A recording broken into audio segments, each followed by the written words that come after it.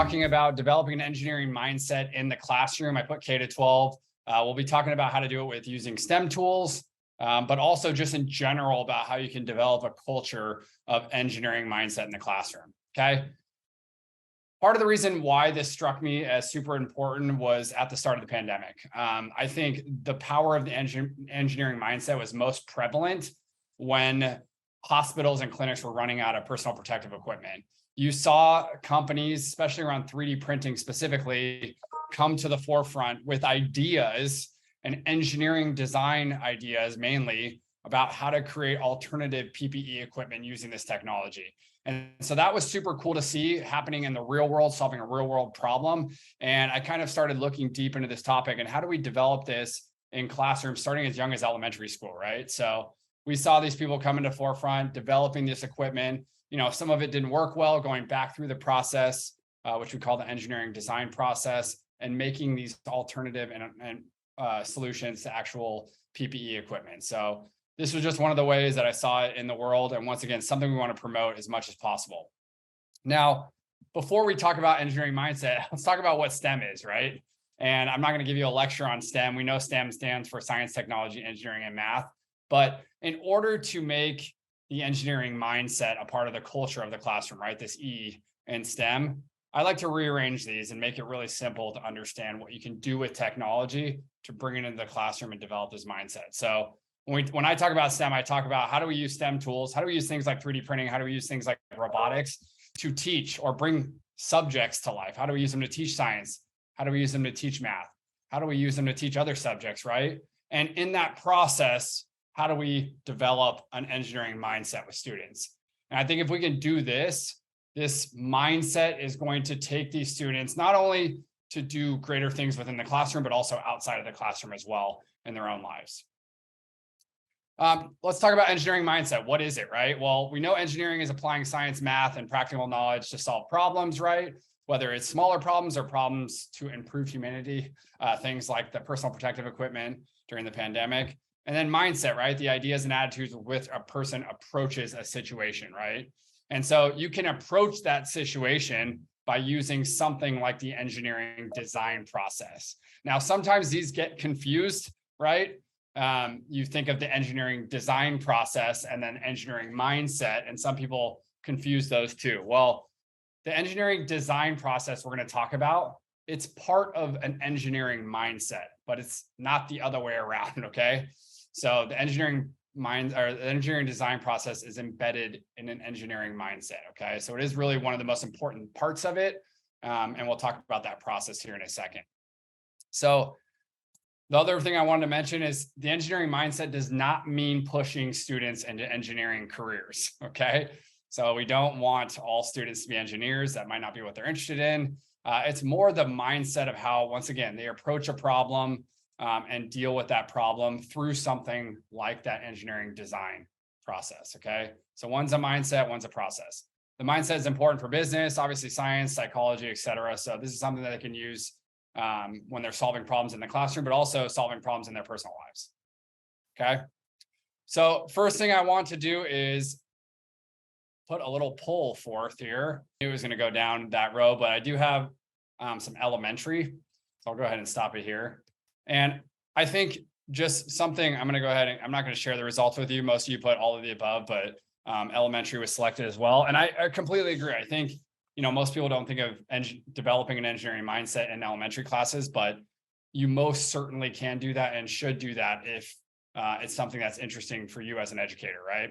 So we want to focus on the youngest students and have them follow some of these steps to develop this mindset, because it's really important to develop it early as they grow throughout their school career or throughout life. Okay, so I'm going to talk about it in a six-step process. I think that's just easier to understand it.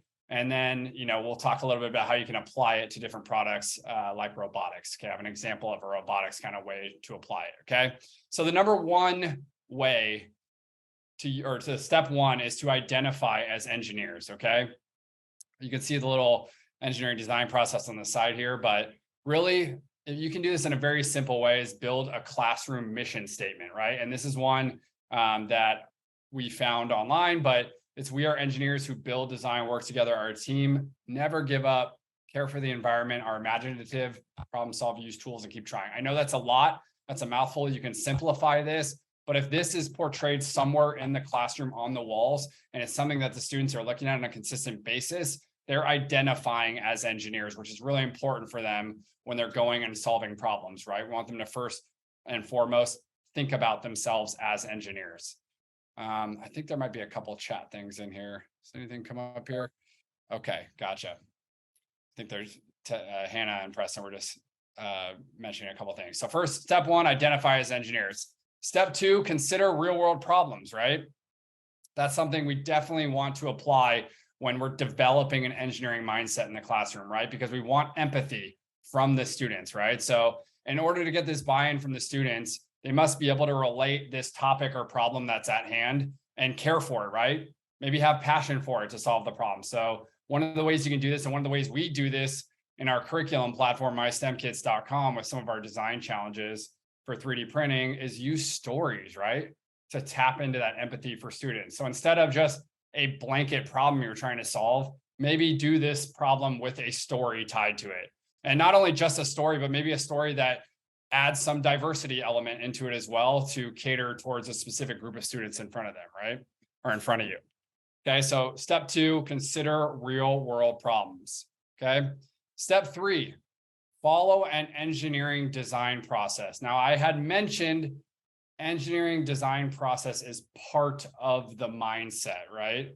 So simplify the process for specific grade levels. I'll show you, if you Google engineering design process, you'll find tons of stuff on it, right? But you might want to simplify it for the grade level that's in front of you, okay? I think step three is one of the most important ones for the fact that it embodies what you're going to be doing with each problem in front of you, okay?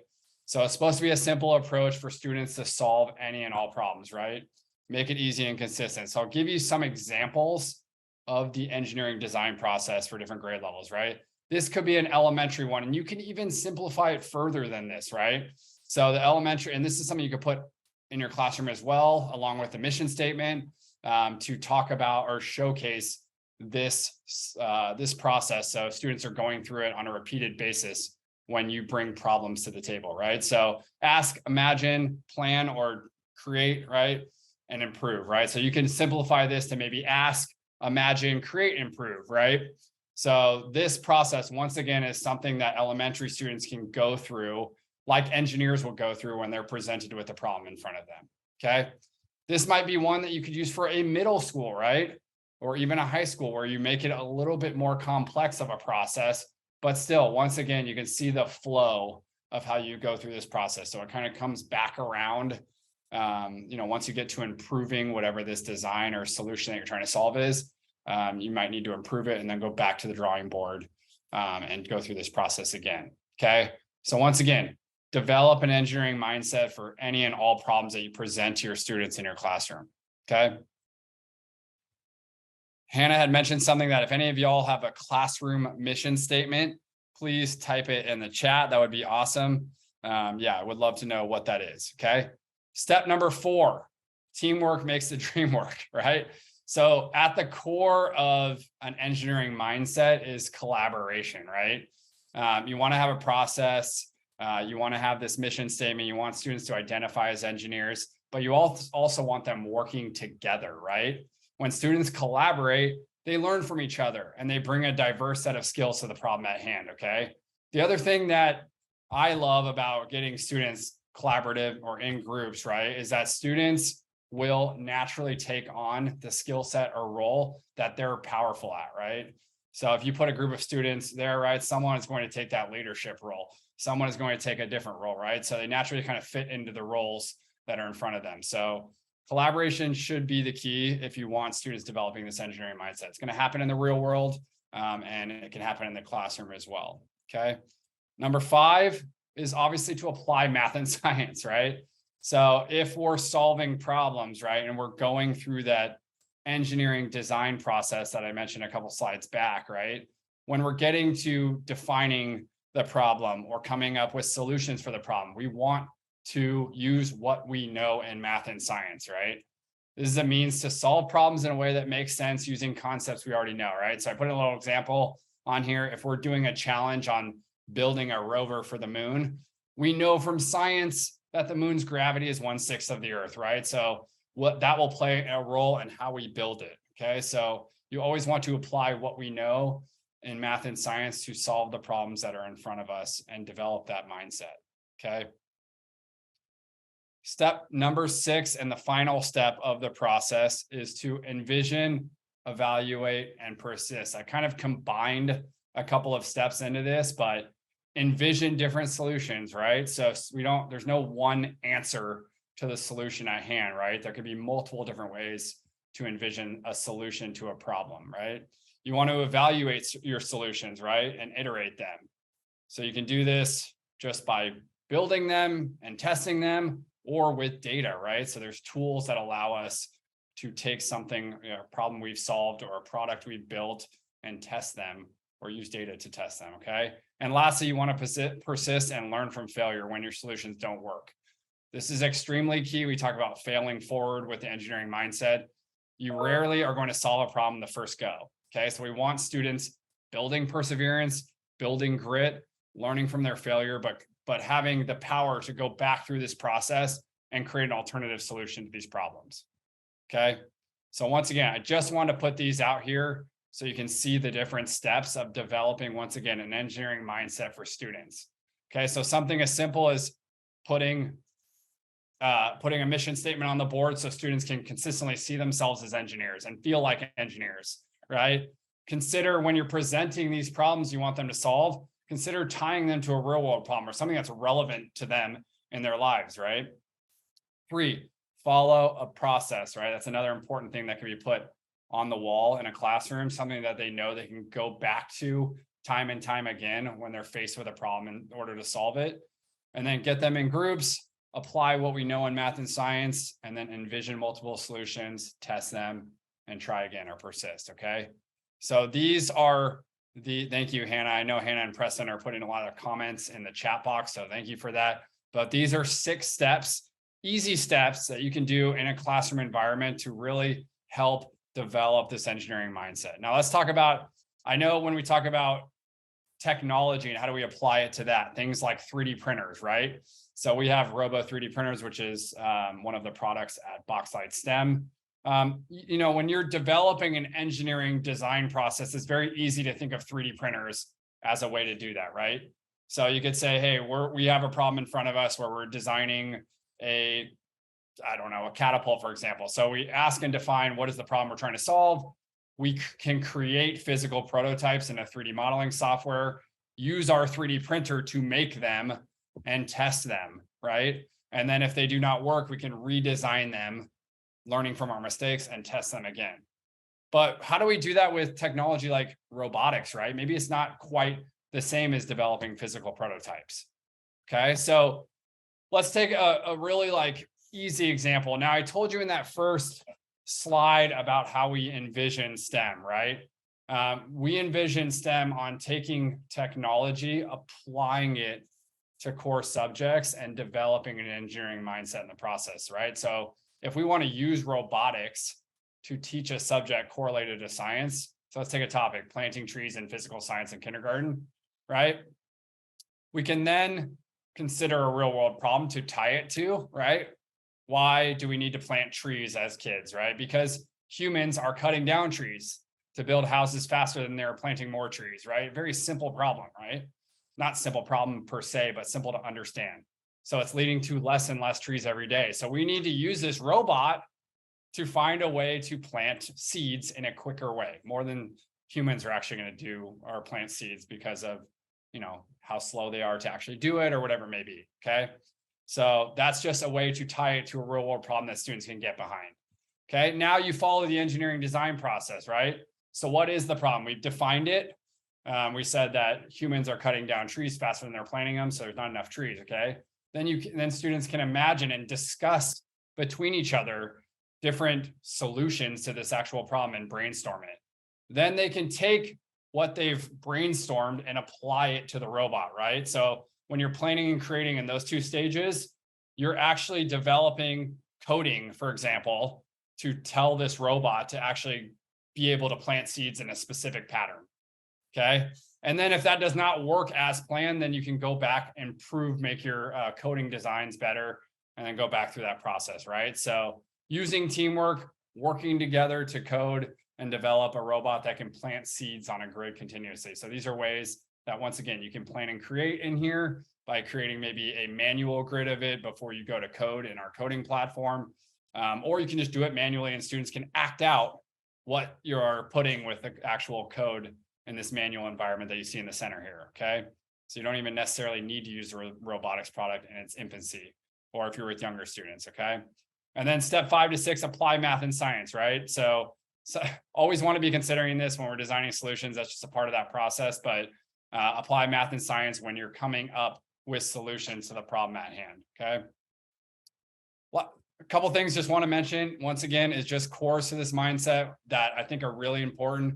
Realizing there's not one solution, obviously very important.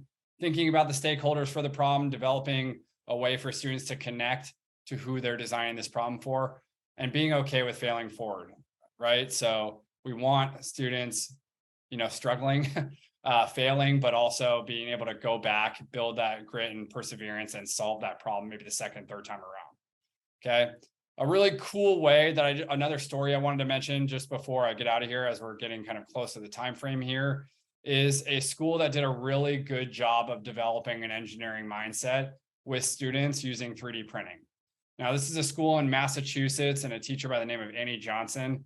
She created a website called the Design Problem Bank. I talk about the story quite a bit, but it's a very simple website using a website builder on a platform like Wix or Weebly or Squarespace. I'm sure you guys have heard of these website builders, drag and drop, very easy. But she created a website where parents, community members, teachers can go on and submit ideas for students to solve problems with, right? So you go on here and you can post a problem or post an idea you have, and then she gets students in groups, and the students actually design solutions to those problems using the design thinking process, right? Or the engineering design process. Okay, so they go through that time and time again. And what's cool about it is they're actually designing it for community members, right? So back to that empathy, considering real world problems, they're doing that because they're doing it for people within their community or people within their school, as their parents. Steve said, can you share these slides? Yes, Steve, I can share these slides. When I put the email follow-up for the recording, I will also share these slides with you all as well. So you can have those. That's no problem with me. Okay. So great example of it. You can go on and search the Brookwood School Design Problem Bank, but plenty of great solutions. And once again, she was able to apply it to real world, real life problems, and get students in groups to do the engineering design process with a multitude of these solutions that they were solving. Last thing I want to mention is resources, guys. So EIE is a YouTube channel if you want to check it out. There's some really great resources around engineering mindset or engineering design process in education. So please check that out. There's a really cool book called Engineering and Elementary STEM Education, if you want to check that out, that talks about this and how to develop it. And then if you want to do design challenges, if you have 3D printers, for example, or robotics, please check out our website, mystemkits.com. We have tons of resources in there. And once again, one of the focuses on our curriculum in mystemkits.com is telling stories, right? And not only just stories about, being able that students can relate to, but also diverse stories for a diversity of students. So please check that out, mystemkits.com. You can sign up for a free trial and go in there and use our 3D printable lessons or our robotic lessons in there. The last thing, I know you guys had put some stuff in here about ways you can use engineering mindset in the classroom, but I did want to bring it up one more time. If you guys have any ideas, what are some ideas of ways that you can develop an engineering mindset in your classroom? Is there anything that has come up that has made it easier, something that you've thought of throughout this quick session about developing an engineering mindset or using the engineering design process, right, in your classroom? Is there ways? Once again, as educators, you're going to be teaching specific topics. So a very simple way of doing this, and I say simple, not that it's quick and easy to do it, but a simple way to do it is when you're teaching these subjects to develop a problem to bring that subject to life for students in a very relatable way. Robin said, I would like the slides as well. I can definitely get you the slides. If you guys have anything in there, please type that if you want some more information on them, okay? So once again, I appreciate you guys. I did keep it within 20 minutes, which was fantastic. I know we're about 2 minutes over, but sometimes it's hard to keep these topics. You can go, or you can talk about these things for a very, very long time, but hopefully this was a quick and easy way to just start fueling the idea of an engineering mindset in the classroom or an engineering design process in the classroom. Once again, ladies and gentlemen, this will not only help students in the classroom to solve problems if they're going through a consistent process, but it will help them in their real lives, right? The real world. They're going to be faced with lots of problems, whether it's at home, whether it's in their community, whatever it may be. And, being able to always go back and look at the engineering design process and having that mindset is going to help them solve these problems in a much more fluid way. Okay.